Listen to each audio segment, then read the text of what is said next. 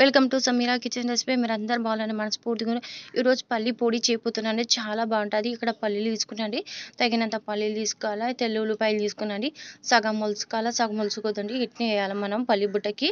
ఎక్కడైనా gas on చేసుకొని కడిగి పెట్టుకుంటానండి. కడిగి పెట్టుకున్నాక మన కడిగి కొద్దిగా హీట్ అయినాక మన బుడ్డిపప్పులు అనేది దీంట్లో వేసుకుని ఫ్రై చేసుకోవాలండి. ఎర్రగా ఫ్రై చేసుకోవాలి మనం. ఎక్కడైనా మన బుడ్డిపప్పులు అనేది కాల్చకూడదండి. నేను ఎర్రగా ఫ్రై చేసుకుని సిమ్లో పెట్టుకోవాలండి మన గ్యాస్ అనేది.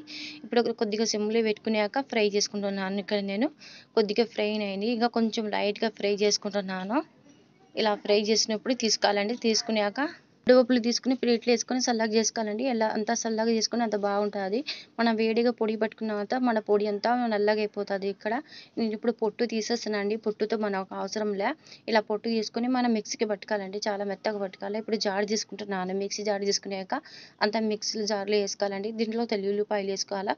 మాకు తగినంత తెల్ల ఉల్లిపాయలు ఎక్కువ వేసుకోకండి, ఒక మీడియం సైజ్ వేసుకోవాలి. నేను ఇన్ని తెల్ల ఉల్లిపాయలు వేసుకున్నానండి. ఇప్పుడు తగినంత సాల్ట్ వేసుకోవాలి, ఎక్కువ వేసుకోకూడదండి. కొద్దిగా సాల్ట్ వేసుకున్నాను. రెడ్ చిల్లీ వేసుకోవాలండి. 2 చెంచాలు రెడ్ చిల్లీ వేసుకుంటున్నాను. మీరు ఎక్కువ వేసుకోవచ్చు, నాకైతే సరిపోతుంది 2 చెంచాలు. ఇప్పుడు నేను పొడి పెట్టుకుంటానండి. కొంచెం మనము దూరగా పట్టకుండా చాలా మెత్తగా పట్టుకోవాలండి. అంత మెత్తగా పట్టుకుంటే అంత బాగుంటుంది ఈ పొడి అనేది. ఇది చాలా బాగుంటుందండి. ఇప్పుడైనా మనకి ఏం చెడిపోదు, ఒక నెల అయినా నిల్వ ఉంటుంది.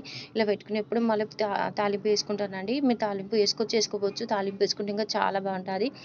తగినంత ఆయిల్ వేసుకోవాలి. దీంట్లో జీలకర్ర, ఆవాలు, కొద్దిగా శనగపాలు, మైసూర్ బెల్లం అవన్నీ వేసుకున్నాను. తగినంత కరివేపాకు ఎక్కువ వేసుకుంటానండి. కరివేపాకు చాలా బాగుంటుంది ఈ పొడిలు అనేది.